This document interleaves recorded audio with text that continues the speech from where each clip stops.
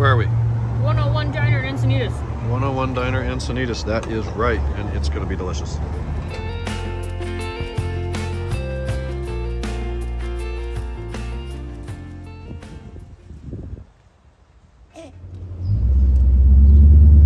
Oh, that's freaking awesome.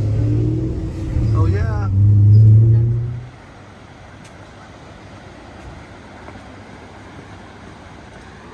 What's this called? We're north of Encinitas, just driving around, exploring. Never been here in my life before. Just a few miles north of like Moonlight Beach.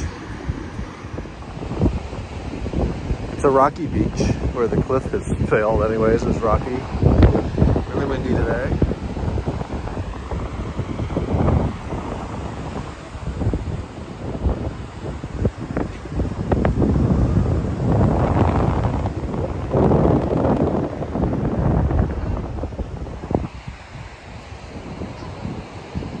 It's an X6 or an X4, I'm not sure.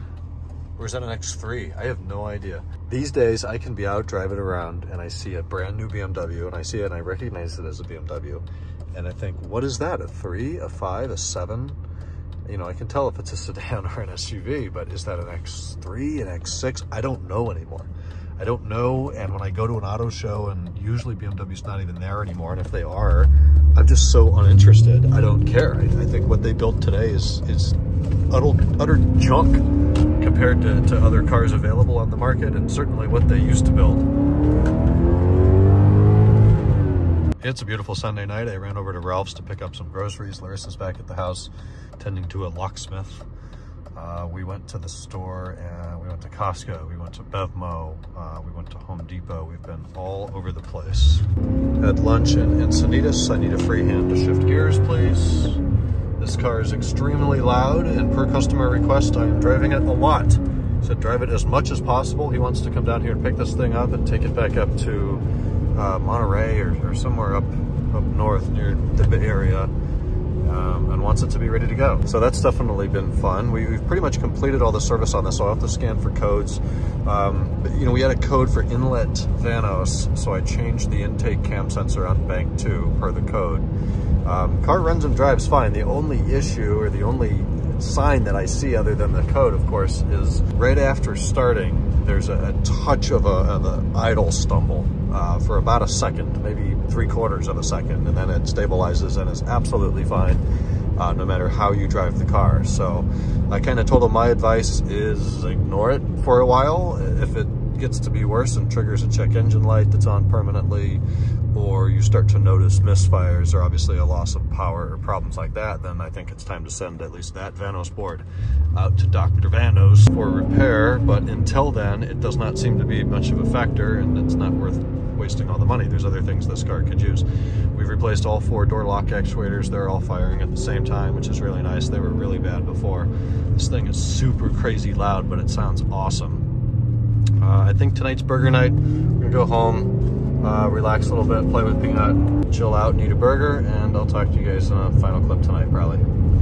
Oh, good evening. It's not too late yet. I'm gonna tend to some laundry and then get to bed. We had a clock change this weekend, which means sunset is right around 7 o'clock, which is awesome because it's been a lot earlier than that, like 6 o'clock for the last few weeks, and like 4:30 over the winter. We have early sunsets here. Anyways, it's a garage full of red, which is fun. I've been driving the Imola car, M5 here for the last 3 days. Getting about 140 miles on it. And the client kind of reached out last week and said, hey, if there's like 1 or 2 things that are just giving you hives on the car after we've done everything I approved, what are the next 2 things you would do? And like, if I own this car, I don't like the style 37s on an M5. It's not for me. An M5 needs style 65s. I've already had the conversation with the client. He prefers the 65s as well, though does not see it as a $2,000 or $3,000 upgrade, which is unfortunately what it is. He asked the question, will it drive better? And I said, no. It won't drive better. It just looks so much better. He's like, yeah, I can't put that money into something that doesn't change how it drives. I respect that. One thing that does drive me nuts, so this weather stripping here, I don't know that you're gonna be able to see. Maybe if I open the door. No, not in this light. The weather stripping that goes along the top of the door, about 5 inches from the corner of the door, is gone. It's just torn off. And I see this get loose, and then sometimes it hangs off the side like this. Obviously somebody just peeled it back and ripped it off. And it's not that expensive of a part. I wouldn't charge a crazy amount of labor to replace that. It's purely cosmetic. This doesn't do a ton for water sealing. That's something that bothers me. Something that's more important are these headlights. And these are original O2 E39 headlights. They're not horribly faded, though they are quite pitted, a fair bit of fading and hazing in there. And the right one is like way lower than the left one, and the adjuster is totally shot and broken. Add into that, I just hate the orange corners on Imola. Personally, I think they look bad, for a lack of a better term. I think the clear corners would go a long way. Yeah, they're an expensive upgrade. That's $1,000 upgrade minimum, plus labor. So it's a lot of money, but they make a profound difference in the way the car presents itself, both daytime and nighttime. And then obviously the safety and drivability of the vehicle at night is a huge upgrade. And then you're buying another 10, 15, 20 years of successful adjuster operation. They're plastic. They're never going to change that. They're always going to be plastic for as long as they manufacture these headlights. They will fail. Buy another set is the best thing I can come up with.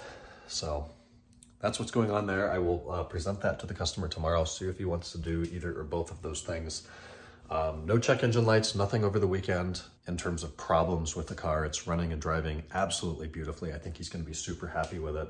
Probably do recommend an alignment, and then the other things I've talked about. So now that the work brain is back on, it's time for me to finish laundry and get to bed. Hope you guys had a great weekend. Tomorrow's my dad's birthday. Happy 60 whatever tomorrow is. We're going to go to Duke's tomorrow night to celebrate. I'll talk to you guys then. Good night.